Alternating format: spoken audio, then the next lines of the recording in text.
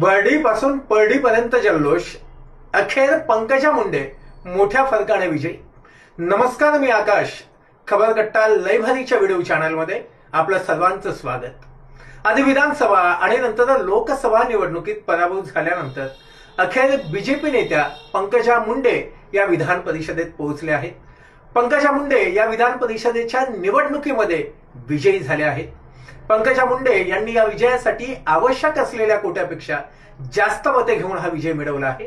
पंकजा मुंडे विजयी झाल्याने बर्डीपासून परडीपर्यंत जल्लोष करण्यात येत आहे. पंकजा मुंडे या विधान परिषदेवर निवडून आल्याने त्या मंत्री होणार का, अशी चर्चा आता चालू झाली आहे. विधान परिषदेच्या 11 जागांसाठी आज मतदान झालं. 12 उमेदवार रिंगणात असल्याने विधान परिषदेची निवडणूक अत्यंत चुरशीची झाली होती. या निवडणुकीत काय होणार अशी चर्चा होती. खास करून सतत पराभवाचा सामना करावा लागणाऱ्या पंकजा मुंडे यांचं नेमकं काय होणार अशी चर्चा चालू होती. संध्याकाळी 5:45च्या दरम्यान मतमोजणीला सुरुवात झाली. पंकजा मुंडे यांनी विजयासाठी निर्धारित करण्यात आलेल्या कोट्यापेक्षा अधिक मते घेऊन विजय मिळवला आहे.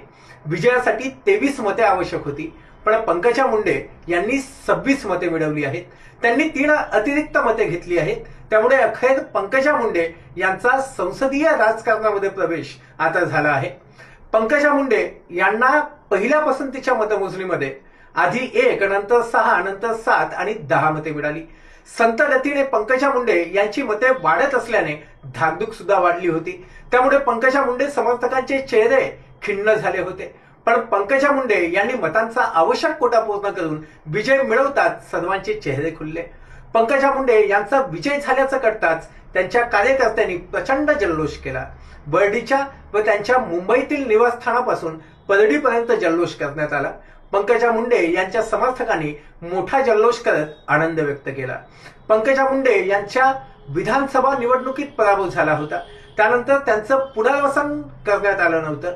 मात्र त्यांना राष्ट्रीय राजकारणात संधी देण्यात आली होती. त्यानंतर पंकजा मुंडे यांना लोकसभा निवडणुकीचं तिकीटही देण्यात आलं, पण या निवडणुकीतही त्यांचा पराभव झाला होता. त्यामुळे पंकजा मुंडे यांचं राजकीय करिअर धोक्यात आल्याचीही चर्चा होती. पण पक्ष नेतृत्वाने पंकजा मुंडे यांना थेट विधान परिषदेचं तिकीट देऊन सर्वांनाच आश्चर्याचा धक्का दिला. त्यामुळे पंकजा मुंडे यांचा पुन्हा राजकारणाच्या मुख्य प्रवाहात येण्याचा मार्ग आता मोकळा झाला आहे. पाहत राहा खबरकट्टा लय भारी. धन्यवाद.